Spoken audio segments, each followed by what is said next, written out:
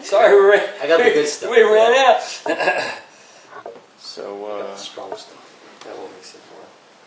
what we were commenting on is, do you necessarily have to wait for a large, one traumatic experience to make a large change? But I think that no matter what you're going through, small changes, and they're all transformations. They're all mini deaths of the ego.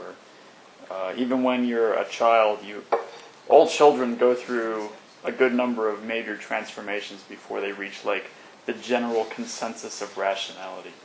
They go through all these stages where they think magic is real, where they think the moon is following them, that type Magic's of thing. not real? Where they believe in Santa Claus, and then Santa Claus is not one day real? they realize through all their life experience that they had to accumulate that. And I believe in that innocence and that, magicalism of innocence, of the childhood.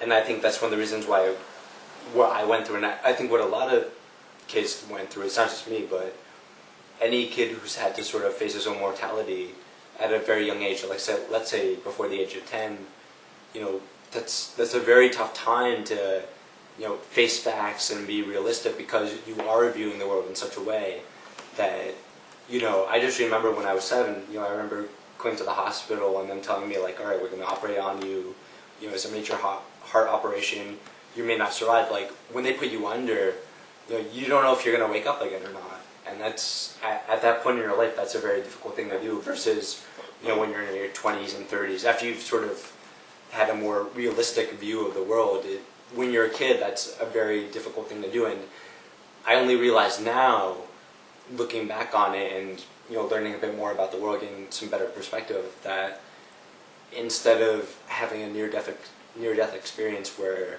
I value life more, I tried to run away from the fact that I could die at any moment. James LeGrand was saying all these things that, people who had near-death experiences, they valued life because they realized that, death was over their left shoulder, and, anytime death taps you on the shoulder, that's it, And I know that now, but at the time, looking back, I think I knew that.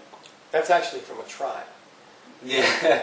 That believes that death follows them. Every now and then, death will tap But you on it's the true. shoulder. I mean, it can happen at any reminds moment. you that.